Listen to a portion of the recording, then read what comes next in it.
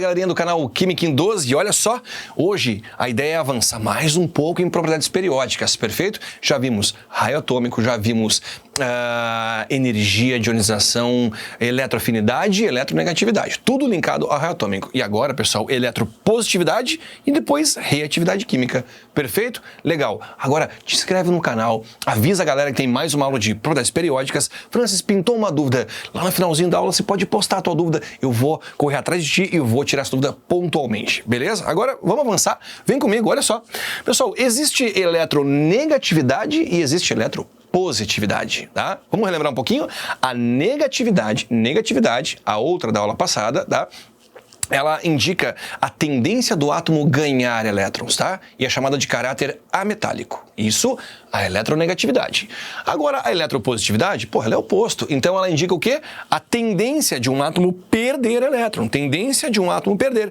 E olhando para a tabela, tá? Os caras que têm mais tendência a perder elétron são os metais. Então, ela é chamada de caráter metálico por esse motivo, certo? Ó, eletropositividade ou caráter metálico porque ela tem, tá? Ou ela mede, na verdade, a tendência de alguém perder elétrons. E o grande grupo que perde na tabela é o grupo dos metais. Ótimo.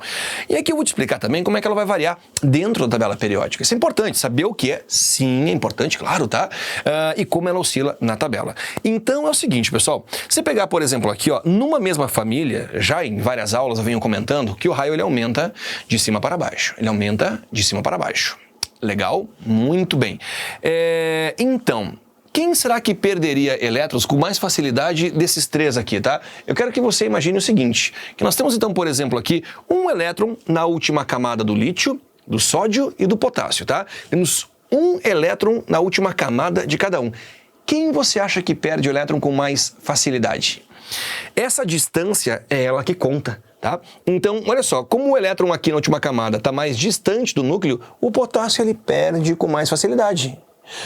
O sódio perde com um pouco mais de dificuldade e o lítio com mais dificuldade ainda. Então, a facilidade em perder o elétron vai aumentando de cima para baixo. Ó, numa mesma família, a eletropositividade ela aumenta de cima para baixo. Os caras de baixo são mais eletropositivos, tem um caráter metálico mais acentuado, tá? Muito bem, então não decida através de uma decoreba quem é mais ou menos positivo, decida pelo raio atômico. Primeiro veja quem é menor, quem é maior, e aí você sugere, né, quem é menos, quem é mais eletropositivo. Muito bem. E no mesmo período, como é que funciona isso, tá? Bom, pessoal, se eu tenho elementos de um mesmo período e eu peguei o segundo período para a gente testar, então, isso, o que vai acontecer, tá? Vem comigo. Os elementos do segundo período, então, eu peguei só alguns do segundo, tá? Eu excluí, tá, propositalmente os gases nobres, eles só entram na comparação raio atômico e energia de ionização, tá? No resto, eles não vêm com a gente. Muito bem, pessoal, eu falei para vocês já em outras aulas que o raio atômico ele vai diminuindo conforme eu vou indo para a direita. Né? Então, o raio vai diminuindo conforme eu vou indo para a direita. Os caras da direita têm um menor raio atômico. Muito bem, se eu tenho então aqui um elétron no lítio, um elétron, por exemplo, no berílio e um no flúor. É claro que o berílio, tá, e o flúor tem mais do que um na última camada. Estou só pegando um para constatação aqui, ó. Você vai ter qual deles perdendo o elétron com maior dificuldade? Qual dos três perderá o elétron com mais dificuldade? Será que é o lítio? Será que é o berílio? Será que é o flúor? Tá? Nem vou comentar do oxigênio aqui. Pessoal, dificuldade é o flúor, porque você tem aqui a distância muito menor entre o elétron e o próton. Tá? E quem perde com mais facilidade vem a ser, por exemplo, o lítio. Tudo porque a distância do elétron para o núcleo ela é uma distância maior. Então, a eletropositividade, ela aumenta da direita para a esquerda.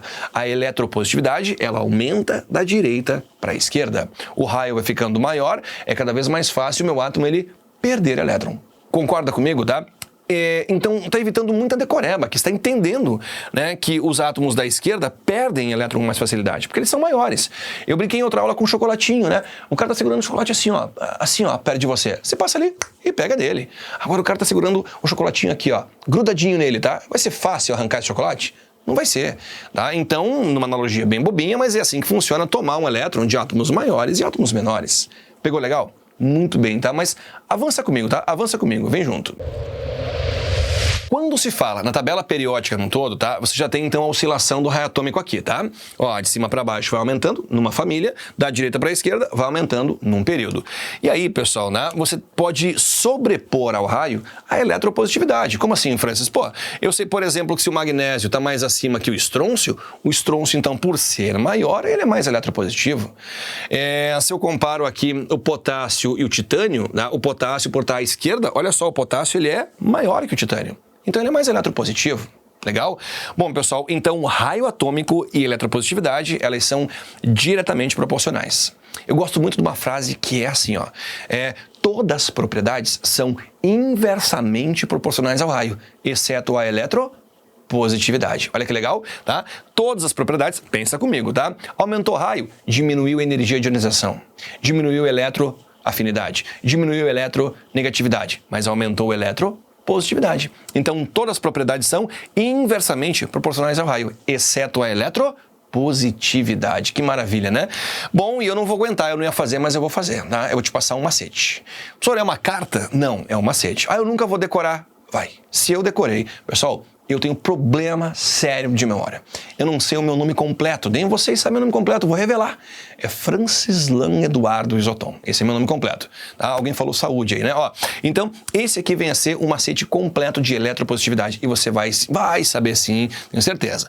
Ele é assim, ó, um A2A, aluno maneiro zincado cromado, ferra ninguém, ok? Estranho, hidrogenando seu cobre, mercurando sua prata, platinando seu ouro, ok? Então começa com a família 1A, depois 2A. Aí vem aluno maneiro zincado cromado, ferra ninguém, estranho, hidrogenando seu cobre, mercurando sua prata, platinando seu ouro, viu? Olha só, aqui estão os elementos condizentes com a frasezinha lá em cima. Fé, você vai conseguir, tá? O hidrogênio tá aqui no meio, ele nem é metal, né? Mas tem muita coisa linkada aqui. O hidrogênio, pessoal, ele separa aqui os metais em dois grupos. Quem vem antes é chamado de metal comum, tá? Ou metal não nobre, quem vem antes dele. Então, alumínio é metal não nobre, ferro, zinco são metais comuns, não nobres. E quem vem depois são metais nobres. Por que ouro é o metal nobre? Baixíssima eletropositividade. Então é uma ordem decrescente de eletropositividade, viu? O raio foi diminuindo, o que aconteceu? A eletropositividade foi diminuindo também. Então é um macete para eletropositividade. E não esqueça do de negatividade que está lá na aula postadinho já para vocês também. Muito bem, galera, tá? Então olha só, isso tudo vai culminar onde? Em reatividade química. Olha que legal, tá? Uma questão nunca pode perguntar, da tabela periódica toda, quem é o mais reativo dos elementos? Ou quem é o menos quem é o menos reativo dos elementos? Ela não vai fazer isso, né? Ela pode perguntar qual metal é mais reativo. Qual ametal é mais reativo? As questões elas separam por grupos, metálicos e elementos não metálicos. Então funciona assim, pessoal, acompanhe só.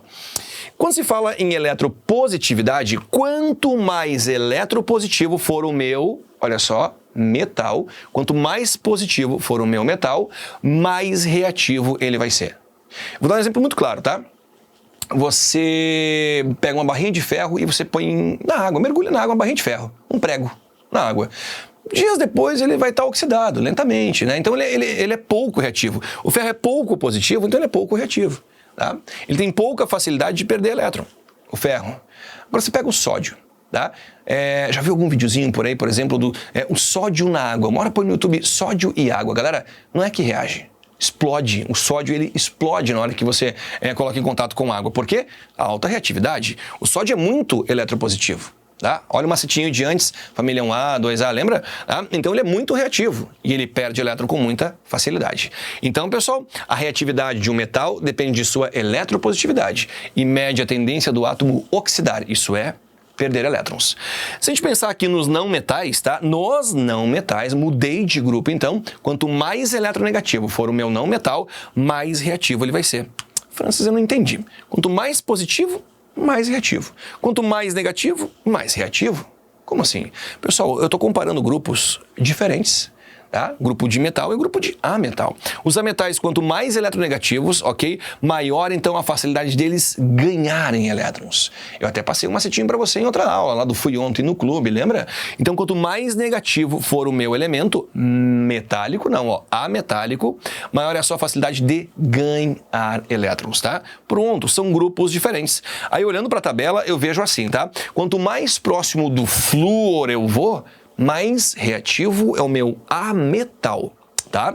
Quanto mais próximo do frâncio eu vou, por exemplo, ó, tá ele aqui, mais reativo é o meu metal, viu? Então você tem essas tendências mudando dessa maneira. Mas galera, tudo tá linkado ao raio atômico, tá? Nós vimos que quanto maior o raio, mais eletropositivo, mais reativo é o meu metal. Pô, o Frâncio é o cara de maior raio da tabela, né? Quanto menor é o raio, mais eletronegativo é o meu elemento, tá? E aí maior é a reatividade se ele for não metal. E o raio vai diminuindo em direção ali ao flúor, por exemplo. Muito bem, galera. Então isso é reatividade química.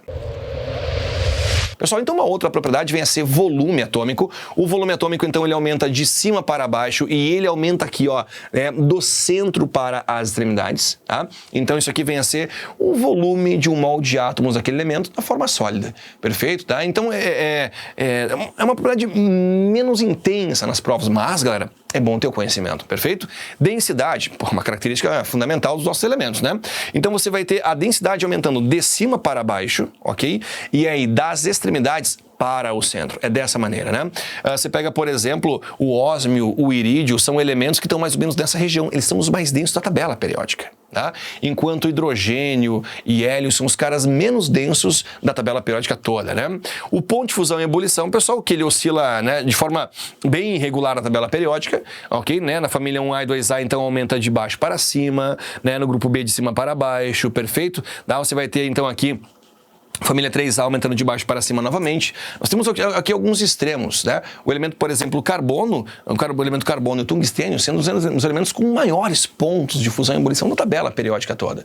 Certo, galera? Muito bem. E das extremidades para o centro é como vai aumentando. Tanto que o tungstênio está nessa regiãozinha mais ou menos aqui, que é um cara muito usado, então, ali para filamento de lâmpadas em função do seu alto ponto de fusão. Galera, então são propriedades menos fortes para um vestibular? São. Só que é bom você ter um conhecimento global de propriedade periódica. Agora espere, tá? Vão ter aulas nesse playlist sobre exercícios de propriedades periódicas. E bora praticar, bora nessa matéria que é super importante. Até a próxima aula, galerinha. Tchau, tchau.